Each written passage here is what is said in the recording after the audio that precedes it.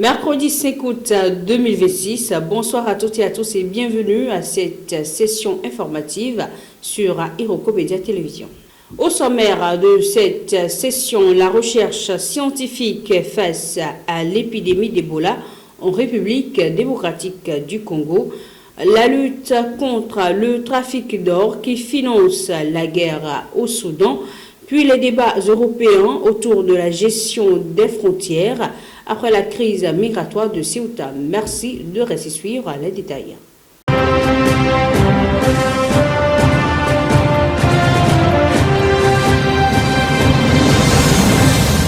Je l'annonçais à l'instant, les recherches s'intensifient, mais aucun traitement n'est encore validé contre l'Ebola.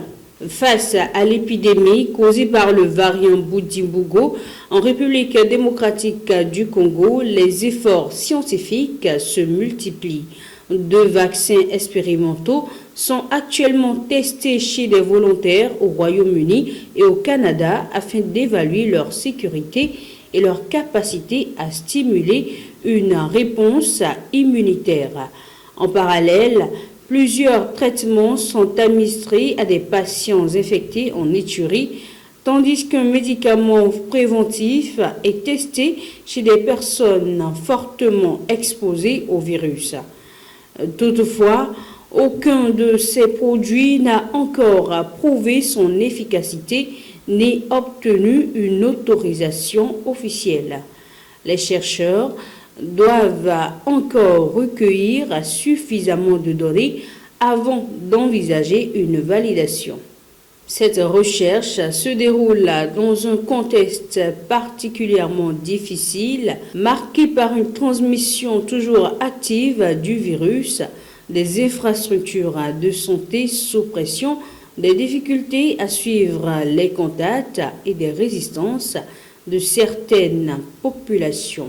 Mais en attendant des résultats concluants, la riposte repose essentiellement sur le dépistage rapide, l'isolement des malades, les soins de soutien, le suivi des contacts et les mesures de prévention sanitaire.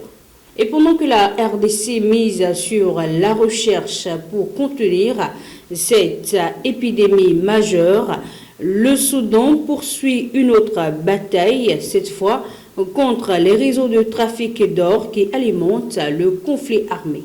Les autorités soudanaises, en coordination avec l'Égypte, ont lancé une vaste opération de sécurité à leurs frontières communes afin de lutter contre le trafic d'or, principale source de financement des groupes armés engagés dans la guerre. Selon plusieurs experts, plus de la moitié de la production aurifère du pays échappe au circuit officiel et est vendue illégalement. Les forces de soutien rapide, dirigées par Mohamed Hamdan Dagalo, dit Emiti, sont particulièrement visées.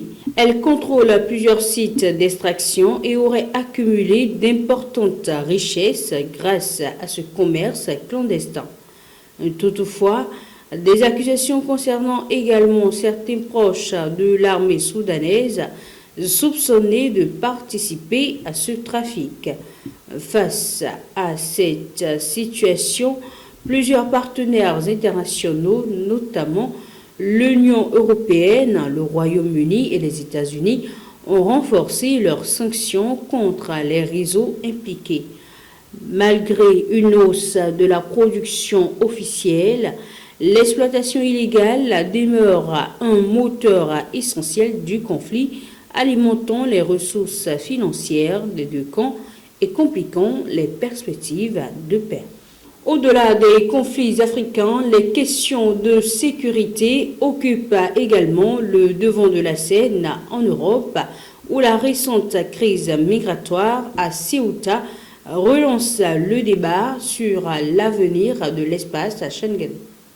À la suite de l'afflux de migrants à Ceuta, les ministres européens de l'Intérieur ont réaffirmé leur volonté de renforcer la protection des frontières extérieures de l'Union européenne. Si le Danemark s'est félicité de la réponse apportée par l'Espagne, Copenhague et Helsinki estiment que cette crise met en lumière les fragilités de l'espace Schengen. La Finlande a adopté une position particulièrement ferme, considérant que l'immigration irrégulière constitue désormais un enjeu de sécurité nationale. Le Danemark, tout en saluant les mesures espagnoles, poursuit une politique migratoire parmi les plus restrictives d'Europe. Sur le terrain, les associations de défense des migrants dénoncent toutefois des pratiques contraires au droit d'asile, notamment à la frontière franco-italienne. Elles alertent également sur les conséquences du nouveau pacte européen sur l'asile et la migration, estimant que les contrôles renforcés risquent d'accentuer les difficultés rencontrées par les demandeurs de protection. Cette crise révèle une nouvelle fois les profondes divergences des États membres sur la gestion commune des migrations et des frontières européennes. Ce sera tout pour cette session. Merci pour votre fidélité renouvelée. À très bientôt.